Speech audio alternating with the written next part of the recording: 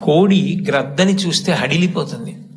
అట్లాంటి కోడి తన గుడ్లని పొదిగి పిల్లల్ని చేసిన తరువాత ఆ పిల్లలు కొంచెం దూరం వెళ్ళి ఏదైనా తింటూ ఉంటే ఎక్కడ గ్రద్ద వచ్చి పిల్లల్ని తన్నుకుపోతుందో అని మెడ ఎత్తిపెట్టి ఆకాశం వంక చూస్తూ కొక్కొక్కొక్కొక్కొక్కొక్కొక్క అంటూ, ఒకవేళ గ్రద్ద వస్తే రెండు రెక్కలు ఎత్తిపెట్టి పిల్లలన్నింటినీ రెక్కల కిందకి తెచ్చేసుకుని రెక్కలు ముడిచేసి కంఠం ఎత్తిపెట్టి ముందు నా కంఠాన్ని కోసేసి అప్పుడు నా పిల్లల్ని చెనకు అని గ్రద్దకి ఎదురు తిరుగుతుంది.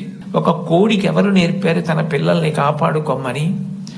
స్త్రీ ప్రాణి. కోడి పుంజుకు లేదు ఈ లక్షణం, కోడి పెట్టకుంది ఈ లక్షణం, ఆడ కుక్కకుంది ఈ లక్షణం, ఆడ పందికుంది ఈ లక్షణం.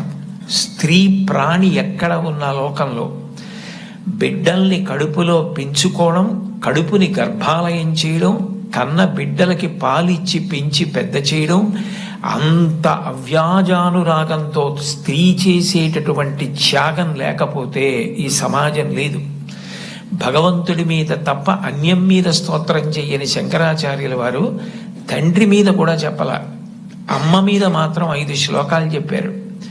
5 శ్లోకాల్లో ఒక శ్లోకంలో అంటారు, ఆస్తాం తావదీయం ప్రసూతి సమయే దుర్వార శూలవ్యధ నైరుచ్యం తనుశోషణం మలమయీ శయ్యాచ సంవత్సరి ఏకస్యాపి నగర్భభారణ భరక్లేశస్య యస్య క్షమః దాతుం నిష్కృతి ఉన్నతోపి తనయత్తస్యై జనన్యై నమః అంటారు.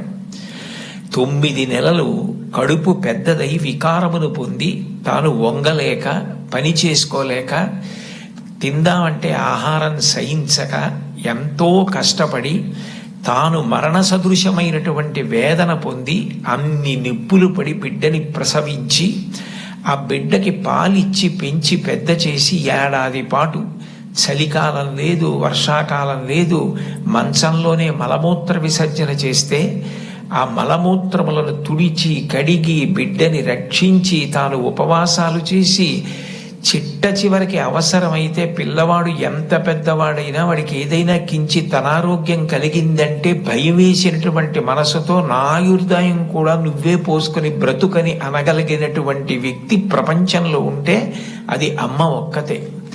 అందుకే అమ్మ లాంటి ప్రాణి లోకంలో లేదు. శాస్త్రాలు కూడా మొట్టమొదటి నమస్కారం ఎవరికి చేయించాయి అంటే మాతృదేవో భవ. మాతృదేవో భవ అంటే భగవంతుడు అమ్మ రూపంలో ఉన్నాడు అని కాదు దాని అర్థం. అమ్మయే భగవంతుడై ఉన్నది, భగవతి అమ్మ. అమ్మ భగవంతుడు రెండు కాదు. ఎందుకనంటే ప్రాణం పోయేటప్పుడు కూడా ఎక్కడ కొడుక్కి ఇబ్బంది కలుగుతుందోనని కొడుక్కి ఇబ్బంది కలగకుండా వాడికి ఏ విధమైనటువంటి క్లేశము పొందకుండా తాను వెళ్ళిపోవాలని తల్లి కోరుకుంటుంది. సభలో చెప్పడం నాకు ఇష్టం లేదు, కానీ నేను ఉద్యోగం చేసిన రోజుల్లో నాతో పాటు ఉద్యోగం చేసినటువంటి ఒక వ్యక్తి తల్లి, ఆమెకి గుండె నొప్పి వస్తోందని తెలిసినా కొడుక్కి చెప్తే ఎక్కడ కొడుకు వైద్యానికి తీసుకెడతాడో, ఎక్కడ కొడుక్కి చాలా డబ్బైపోతుందో, ఆడపిల్లలు పెళ్లికి ఎదిగొచ్చారు, మగపిల్లలు చదువుకుంటున్నారని చెప్పడం మానేసి కొడుకు నిద్రపోవడానికి వెళ్ళిపోతుంటే పిలిచి ఒక్కసారి ఇలా కూర్చొని ఒళ్ళో తలపెట్టుకుంటానని, ఒళ్ళో తలపెట్టుకుని నేను నిద్రపోయిన తర్వాత నువ్వు వెళ్ళి పడుకో అని అంటే ఆవిడ ఉద్దేశ్యం ఏంటంటే ఆవిడ శాశ్వత నిద్రలోకి వెళ్ళిపోతోంది. ఆ కొడుకు ఒళ్ళో తలపెట్టుకుని పడుకుంటే కొంతసేపటికి తల్లి కదలటం లేదని వాడు కదిపి చూస్తే తల్లి శరీర త్యాగం చేసేసింది. ఆ తర్వాత తెలిసింది, తన భార్య చెప్పింది, కొంచెం గుండెల్లో నొప్పిగా ఉందమ్మా, బరువు పని చేయలేకపోతున్నాను, కానీ వాడికి మాత్రం నువ్వు చెప్పకు సుమా అని ఒట్టేయించుకుందట కోడలతో. అది తల్లి అంటే. అమ్మ అంటే అంతటి ప్రేమైకమూర్తి. అమ్మ లాంటి వ్యక్తి జీవితంలో ఇక దొరకదు. జీవితంలో అన్నిటికన్నా పెద్ద నేరం ఏమిటంటే అమ్మకి చెప్పలేము అన్న పని మనం చేయడమే. ఏ పని మనం చేస్తామో అది అమ్మకి చెప్పగలగాలి. మీరు ఏ పని చెయ్యండి, ఇది అమ్మకి నేను చెప్పలేను అన్న పని మీరు జీవితంలో ఎప్పుడూ చెయ్యకూడదు. భగవంతుడెంతో అమ్మ అంతే. మీరు మహాత్ములైన వారి ఎవరి జీవిత చరిత్ర పరిశీలించండి. అమ్మకి నమస్కారం చెయ్యకుండా అమ్మ గొప్పతనం చెప్పకుండా లేరు. ఈ రాష్ట్రానికి ముఖ్యమంత్రి చేసినటువంటి ప్రాతస్మరణీయులు టంగుటూరి ప్రకాశం పంతులు గారు తన జీవిత చరిత్రలో వ్రాసుకున్నారు. తాను మిడిల్ స్కూల్లో ప్రవేశించినప్పుడు 3 రూపాయలు జీతం కట్టలేకపోతే 25 మైళ్ళ దూరం నడిచి వెళ్ళి వాళ్ళ బావగారిని అప్పడిగితే ఆయన దగ్గర కూడా డబ్బు లేకపోతే మళ్ళీ 25 మైళ్ళు వెనక్కి తిరిగి వచ్చి, అమ్మ అప్పు దొరకలేదు, బావగారికి దగ్గర కూడా లేవుట, నేను చదువులు కాంతి, దానికి తోడు మాటలు ఇవన్నీ వినపడి శరీరావయవములు పనిచేయడం ఆగిపోయి మూత్రపిండాలు, గుండె మొదలైనటువంటివి కూడా ఆగిపోయే పరిస్థితి ఏర్పడితే అప్పుడు అమ్మ తొలి దైవమై ఆమె యొక్క స్థలము నుండి కోలోస్ట్రం అనబడేటటువంటి పసుపు పచ్చటి ఎరుపు రంగులో ఉన్న ముద్ద, ఒక ద్రవం విడుదలవుతుంది. అది భగవంతుడు పెట్టినటువంటి ఒక గొప్ప వ్యవస్థ.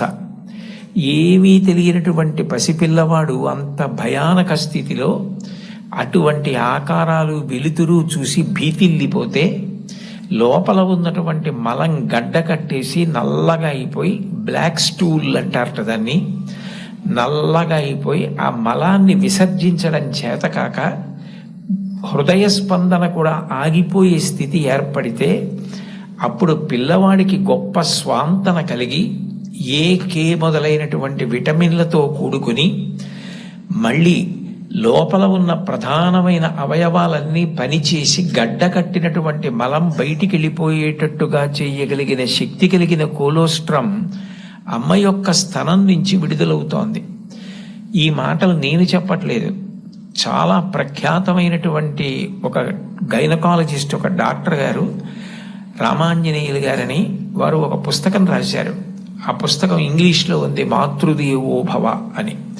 ఆ పుస్తకంలో ఆయన వైద్య శాస్త్రాన్ని స్త్రీకి అన్వయం చేసి, అసలు స్త్రీ అన్న ప్రాణి లేకపోతే ఈ సృష్టి లేదు, ఒకవేళ సృష్టి జరిగినా నిలబడే అవకాశం లేదు. తండ్రి కోట్లకు పడగలెత్తినవాడు కావచ్చు, గొప్ప అధికారి కావచ్చు, కానీ పుట్టినటువంటి పసిబిడ్డ ఆకలితో ఏడుస్తుంటే ఆ పసిబిడ్డకి పాలు పట్టగలిగినటువంటి శక్తి అమ్మకు ఒక్కదానికే ఉంటుంది. నేను ఈ బిడ్డని రక్షించుకోవాలి అన్న తాపత్రయం, ఆ తిరుగులేని ప్రేమ అమ్మకి మాత్రమే ఉంటుంది. అది కేవలం మనిషిలో కాదు, మీరు ఏ ప్రాణిని తీసుకోండి, కోడి గ్రద్దని చూస్తే హడిలిపోతుంది. అట్లాంటి కోడి తన గుడ్లని పొదిగి పిల్లల్ని చేసిన తరువాత ఆ పిల్లలు కొంచెం దూరం వెళ్ళి ఏదైనా తింటూ ఉంటే ఎక్కడ గ్రద్ద వచ్చి పిల్లల్ని తన్నుకుపోతుందో అని మెడ ఎత్తిపెట్టి ఆకాశం వంక చూస్తూ కొక్కొక్కొక్కొక్కొక్కొక్కొ అంటూ, ఒకవేళ గ్రద్ద వస్తే 2 రెక్కలు ఎత్తిపెట్టి పిల్లలన్నింటినీ రెక్కల కిందకి తెచ్చేసుకుని రెక్కలు ముడిచేసి కంఠం ఎత్తిపెట్టి ముందు నా కంఠాన్ని కోసేసి అప్పుడు నా పిల్లల్ని చెనకు అని గ్రద్దకి ఎదురు తిరుగుతుంది. ఒక